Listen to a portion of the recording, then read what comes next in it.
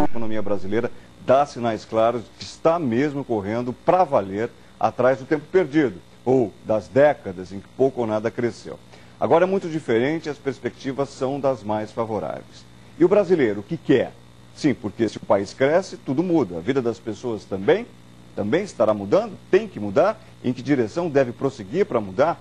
Uma pista para a gente encontrar essas respostas pode estar na pesquisa Valores Brasil 2010, da Marcondes Consultoria.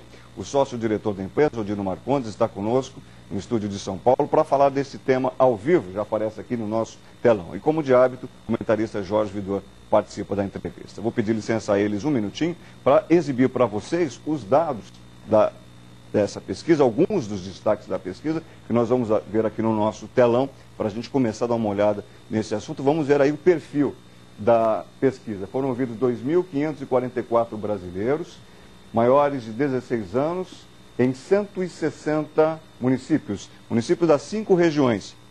A região onde a pesquisa se concentrou mais fortemente foi exatamente a região sudeste, com 42% das consultas. Destes brasileiros que foram ouvidos, 70% têm renda de até R$ 1.020. E o grupo, do ponto de vista da educação, que concentrou o maior número de entrevistados, concentrou 30,5% dos entrevistados, é o daqueles que têm o colegial completo, ou 30,5%. É a maior concentração, mas há entrevistados de todas as formações, todos os níveis de formação educacional. Odino, muitíssimo obrigado por estar conosco, é um prazer te receber. A partir dessa pesquisa, dá para ter uma ideia clara, ou pelo menos um ponto de partida acerca de como o brasileiro, por exemplo, vê o Brasil hoje e por que ele quer mudanças? Olha, Guto, nós temos informações extremamente importantes nessa pesquisa. Ela é feita em 3 blocos. No primeiro bloco, a pergunta é como o brasileiro se vê. E ele se vê de uma maneira extremamente positiva. Dos 10 valores que eles escolheram, os brasileiros, os 10 são positivos. Já a visão que o brasileiro tem do Brasil é extremamente negativa.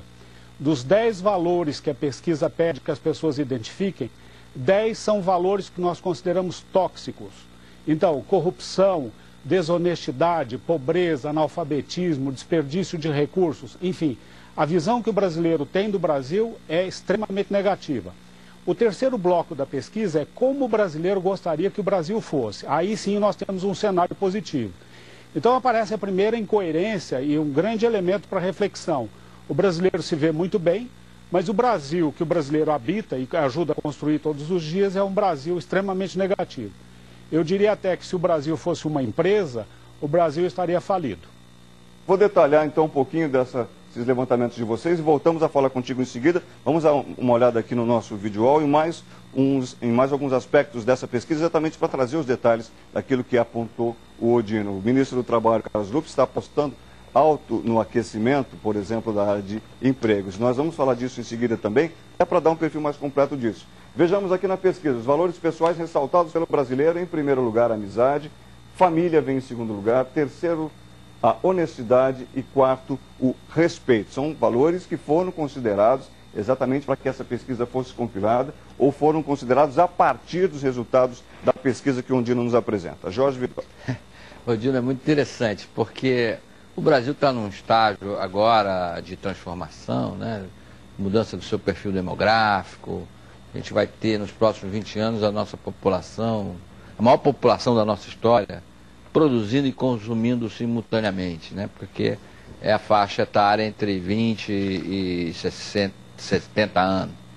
E é claro que tem uma transformação também já acontecendo na educação, acho que as cidades chegaram ao seu ponto máximo, etc. Mas a gente ainda carrega uma carga cultural de 100 anos atrás, do tempo ainda da escravidão, do tempo das relações complicadas, sociais, e isso se reflete na pesquisa, na sua pesquisa. E aí, a gente vai esperar 100 anos para isso mudar? Olha, nós não temos esse tempo, não é? E o grande desafio para romper exatamente essa inércia histórica, Vidor, é o protagonismo, que no brasileiro é muito baixo. Nós estamos sempre esperando que o Estado tome alguma providência, esse Estado paternalista, que é a grande expectativa do Brasil. Então, o desafio deste próximo governo é iniciar um processo de transformação cultural que, aliás, esta questão sempre foi colocada pelos dois candidatos em todos os debates. Eles sempre terminavam as suas apresentações mencionando a necessidade do Brasil repensar e discutir valores. E é este o momento. E é o momento de encetarmos a nossa caminhada no aumento do grau de protagonismo brasileiro, que é muito baixo. Só ele vai romper essa inércia centenária. Retomamos com você em seguida. Obrigado, Odino. Obrigado, Jorge Vidor. Vamos detalhar ainda mais alguns aspectos da pesquisa, para que daqui a pouco podemos retomar este assunto com o Odino e com o Jorge Vidor. A respeito ainda do que mencionava o Odino, olha, como o brasileiro vê o Brasil hoje, para você ter bem claro o perfil da nossa pesquisa. É um país corrupto, um país ainda muito associado à pobreza, muitíssimo associado à violência e que ainda é um país de desempregados, apesar de todos os avanços. Temos mais uma tela com o país que o brasileiro deseja. Sobretudo, o brasileiro deseja paz para ele e para os demais brasileiros. Em segundo lugar, a justiça. Terceiro lugar, redução da pobreza. Esse aspecto em particular nós vamos tratar daqui a pouquinho. A moradia confortável como um dos elementos relevantes para a mudança do Brasil. Nós vamos falar disso daqui a pouquinho. O ministro do Trabalho, Carlos Lupe, está apostando alto no aquecimento da economia no ano que vem. Lupe afirmou hoje que em 2011 o número de vagas no mercado formal atingirá 3 milhões de brasileiros. Só em outubro deste ano, a criação de empregos formais ultrapassou 200 mil. No ano foram criados 2 milhões e 400 mil empregos com carteira assinada de janeiro até agora. Marca, neste acumulado, nunca atingida antes na história deste país, nem mesmo para anos inteiros fechados. A economia continua forte, alguns setores fazendo suas adaptações. Você tem a área agropecuária com índice negativo por causa de algumas antecipações de contratação. Você tem a área de construção, também uma retração pequena, uma diminuição na contratação por causa da proibição de obras públicas pelo período eleitoral. Mas mesmo assim você tem um número que é o segundo, praticamente, número da história do CAGED, com 204 mil, que já chega a mais de 2 milhões e 400 mil empregos até novembro. Com certeza atingiremos a nossa meta de 2 milhões e meio de empregos formais seletistas em 2010. No primeiro discurso desde que começou o trabalho da equipe de transição, a presidente eleita Dilma Rousseff disse que é preciso buscar a união entre o PT e os partidos aliados. Ao discursar na reunião do Diretório Nacional em Brasília, Dilma pediu a compreensão da oposição e agradeceu pelo que chamou de herança bendita do governo Lula. Fernanda Galvão. A primeira reunião do Diretório Nacional do PT depois da eleição foi descrita como um encontro festivo para saudar os políticos eleitos. Sobre o espaço do PT no novo governo, foi criada uma comissão que vai fazer um mapeamento das demandas e apresentar uma lista de nomes ao presidente da legenda, José Eduardo Dutra, que fará a negociação com a presidente eleita Dilma Rousseff. A presença dela na abertura da reunião foi o ponto alto. Dilma pediu a união do PT e se emocionou ao agradecer o apoio da militância. Primeira bandeira, a camiseta, e depois, até me comove, uma imensa solidariedade.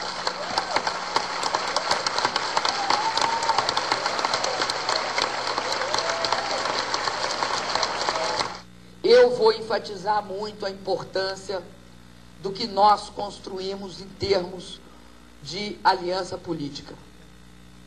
É algo que eu acredito que nós fizemos de forma madura, nossa capacidade de conviver com a diferença, a nossa capacidade de entender que é possível, tendo posicionamentos sobre algumas questões diferenciadas, construir o consenso político que vai transformar o nosso país. O governo federal anunciou hoje a liberação de quase 19 bilhões de reais. Maior parte desse dinheiro, 10 bilhões, poderão ser destinados a gastos considerados não previstos ou urgentes. O restante será usado, por exemplo, no PAC, o Plano de Aceleração do Crescimento, e também no Bolsa Família. Esta é a terceira liberação desde o corte de quase 30 bilhões de reais feito no primeiro semestre do ano. A medida está prevista no relatório de avaliação fiscal do 5º bimestre, divulgado hoje pelo Ministério do Planejamento. O documento também elevou a previsão para o crescimento da economia neste ano para 7,5%.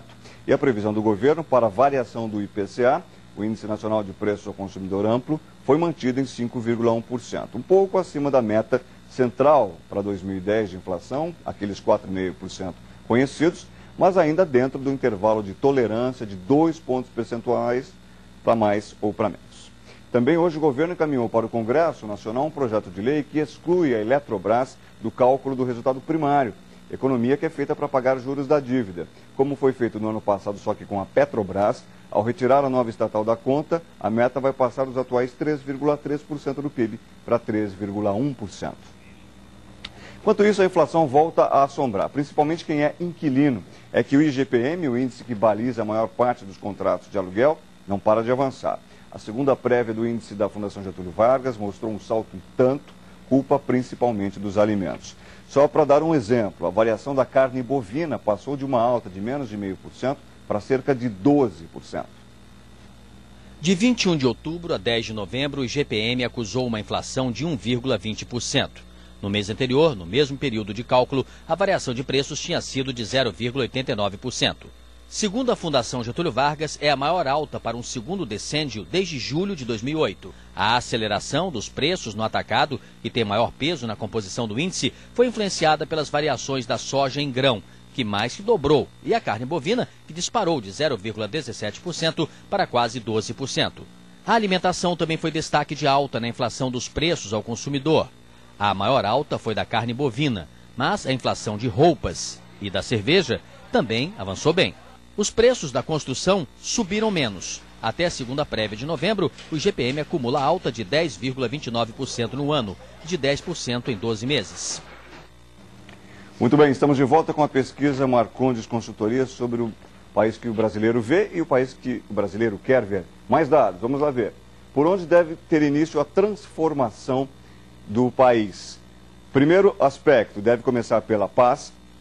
Segundo quesito, pela honestidade, agora sim aparece aqui no nosso telão. Terceiro, pela moradia acessível, lembra que eu fiz a referência anterior. E quarto, pela questão da justiça. Estamos de volta com o Ondino e com o Jorge Vidor.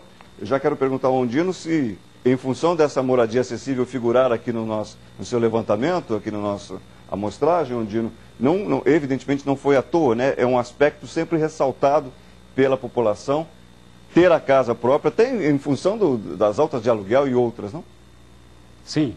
Casa própria é o sonho do brasileiro. Esse é um sonho culturalmente extremamente arraigado na nossa cultura. Ele é muito importante para o brasileiro. Dino, a gente sabe que o censo, o último censo, que acabou e no dia 29 a gente vai ter os resultados finais, se surpreendeu com uma população menor, né? Se falava em 192 milhões de brasileiros e o censo não encontrou nem 186 milhões. Então, foram menos 6 milhões de brasileiros. Mas o censo encontrou muito mais moradias, muito mais domicílios do que imaginava encontrar. Ou seja, a gente teve aí nesses 10 anos, ou até mais, um processo de autoconstrução, nem sempre nas condições melhores, né? Ou seja, a autoconstrução, às vezes, não tem uma assistência técnica apropriada, enfim, se faz ali. Mas, de qualquer maneira, houve esse esforço enorme. Aí eu te pergunto, não dá para ajeitar agora tudo isso?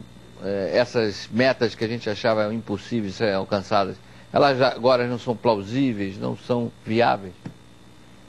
Eu acho que sim. Há condições para que a gente possa fazer progressos sensíveis nesta área. O Brasil realmente tem um retrato diferente hoje e há um desejo de mudança muito grande estabelecido na população brasileira. Portanto, há condições de produzirmos um país melhor. Mas eu gostaria de destacar como tema importante o tema da paz. E paz significa segurança.